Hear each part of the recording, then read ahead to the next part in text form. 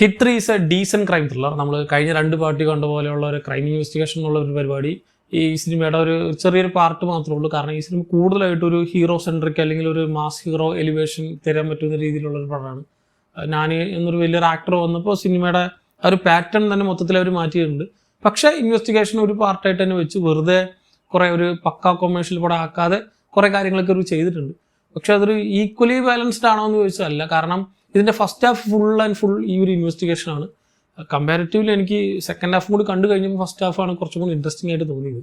കാരണം ആ ഒരു ഇൻവെസ്റ്റിഗേഷൻ അതിൻ്റെ ആ ഒരു മിസ്റ്ററി എന്താണ് അടുത്തതെന്ന് അറിയാനുള്ളൊരു ആകാംക്ഷ ഉണ്ടായിരുന്നു. സോ സമയം പോയത് അറിയില്ല. പക്ഷെ പിന്നീട് അങ്ങോട്ട് ഈ സിനിമ ഒരു പർട്ടിക്കുലർ ഏരിയയിൽ നമ്മളിപ്പോൾ ട്രെയിലറിലൊക്കെ കാണുന്ന പോലെ ആ ഒരു ആക്ഷൻ ബ്ലോക്ക് നടക്കുന്ന ആ ഒരു ഏരിയയിലേക്ക് സിനിമ വന്നിട്ട് പിന്നെ അവിടെ നിന്ന് ഇതിങ്ങനെ നീങ്ങാത്ത പോലെ നമുക്ക് തോന്നും. അവിടെ വലിയ വലിയ ആക്ഷൻ സീക്വൻസുകളൊക്കെ നടക്കുന്നുണ്ടെങ്കിലും അതിനുള്ളൊരു നീഡോ അല്ലെങ്കിൽ ഒരു ഡ്രൈവിംഗ് ഫാക്ടറോ ഒക്കെ പലപ്പോഴും മിസ്സാവുന്ന പോലെ നമുക്ക് ഫീൽ ചെയ്യും. എങ്കിലും നമ്മളിങ്ങനെ കണ്ടിരിക്കും, വലിയ ബോറടി ഇല്ലാതെ വലിയ ലാഗടിയൊന്നും ഇല്ലാതെ നമ്മളിങ്ങനെ കണ്ടിരിക്കുന്ന പോലത്തെ ഒരു ഐറ്റം. സോ ഞാനും പോലൊരു ആക്ടർ വന്നപ്പോൾ ഉണ്ടായ ചേഞ്ചസ് ആണിത്.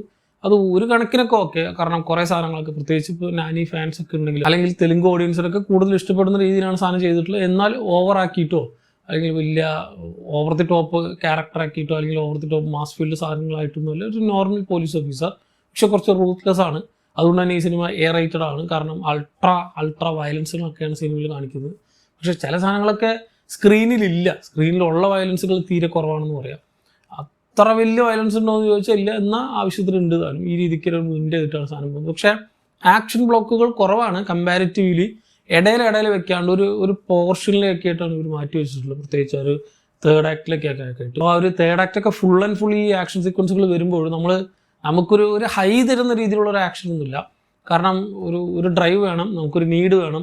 ഇയാളിത് ചെയ്യുന്നത് ഇന്നൊരു കാര്യത്തിനാണെന്നുള്ള ഒരു ബോധം നമുക്ക് വരണം. അങ്ങനെ ഒരു ഡ്രൈവിംഗ് ഫാക്ടർ ഇല്ലാത്തത് കൊണ്ട് വലിയൊരു പഞ്ചില്ല നമുക്ക്. ഓക്കെ, അല്ലാണ്ട് നമുക്കൊരു അഡ്രിനലിൻ റഷ് വരില്ല. ആ രീതിക്കുള്ളൊരു സാധനമൊന്നുമില്ല. അങ്ങനെ അതിനുള്ള സ്പേസ് ഉണ്ടായിരുന്നു സിനിമയിൽ. പക്ഷേ ഇതിന് മുമ്പ് ചെയ്തു വെച്ചാൽ അല്ലെങ്കിൽ ആ ഒരു തേർഡ് ആക്ട് വരെയുള്ള കാര്യങ്ങൾ അത് അവർക്ക് സെറ്റ് ചെയ്ത് കൊണ്ടുപോകാൻ പറ്റിയിട്ടില്ല. എൻ്റെ സിനിമയിൽ ഒരു വലിയ വെറുപ്പിക്കലായിട്ട് എനിക്ക് തോന്നിയത്, അല്ലെങ്കിൽ വലിയ മിസ്കാസ്റ്റ് ആയിട്ടും ആവശ്യമില്ലാത്തൊരു പരിപാടിയായിട്ട് എനിക്ക് തോന്നിയത് ശ്രീനിധിയുടെ ഒരു ക്യാരക്ടറാണ്. അവരുടെ ലവ് പോർഷനും അത് ഈ സിനിമയ്ക്കൊരു ബന്ധമില്ല സിനിമയായിട്ട്, അല്ലെങ്കിൽ സിനിമയ്ക്ക് ഒരു ആവശ്യമില്ല ഇതിൻ്റെ കഥയായിട്ട്. ഒരു ഇൻപുട്ടും ഇല്ല.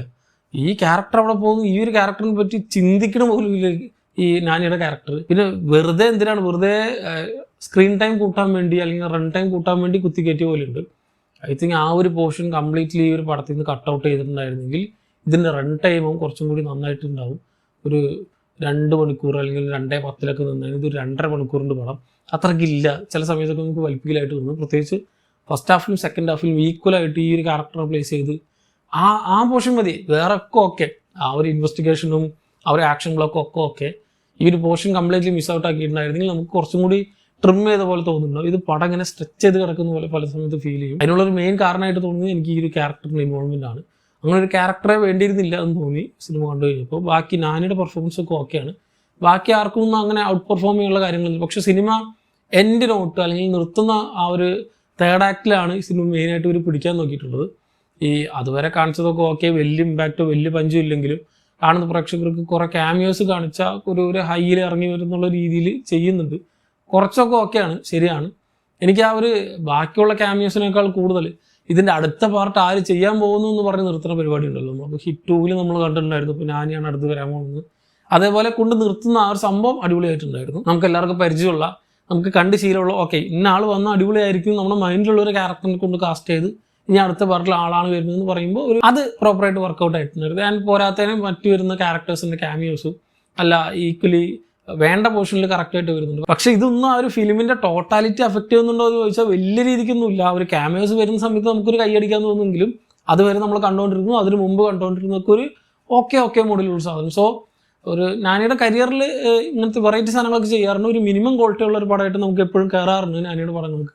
അതേപോലെ ഒരു മിനിമം ക്വാളിറ്റി ഉള്ള പടമാണ്. പക്ഷേ ഒരു വേറെ ലെവലോ ഒരു പ്രോ ഐറ്റോ ഒന്നുമില്ല. ജസ്റ്റ് ഒരു normal average 1 time watchable action ഫ്ലിക്കായിട്ടാണ് എനിക്ക് തോന്നിയത്, അല്ലെങ്കിൽ ഒരു ക്രൈം ത്രില്ലർ ഫ്ലിക്കായിട്ടാണ് തോന്നിയത്. കുറച്ചും കൂടി നന്നാക്കായിരുന്നു. പല പോർഷൻസും കുറച്ചും കൂടി ട്രിം ചെയ്ത് കുറച്ചും കൂടി ലെങ്ത്ത് കുറച്ചും കൂടി എൻഗേജിങ് ആയിട്ട് കാണിക്കായിരുന്നു ഒരു പടം. ആൻഡ് ആ ഒരു ക്യാരക്ടറിനോടൊരു അറ്റാച്ച്മെൻറ്റോ അല്ലെങ്കിൽ ആ ഒരു ക്യാരക്ടർ ചെയ്യുന്ന ആ ഒരു കാര്യങ്ങൾക്കുള്ള ഒരു ഡ്രൈവിംഗ് ഫാക്ടർ, ഒരു അഡ്രിനലിൻ റഷും കൂടി നമുക്ക് തരാൻ പറ്റുന്ന രീതിയിൽ ഒരു നീഡും കൂടി കൊടുക്കായിരുന്നു പടത്തിന്. സോ ഹിറ്റ് 3 കണ്ടവരാണെങ്കിൽ സിനിമ പറ്റിയുള്ള നിങ്ങളുടെ അഭിപ്രായം താഴെ കമന്റ് ബോക്സിൽ കമന്റ് ചെയ്യാം. മറ്റൊരു വീഡിയോയിൽ വീണ്ടും കാണാം.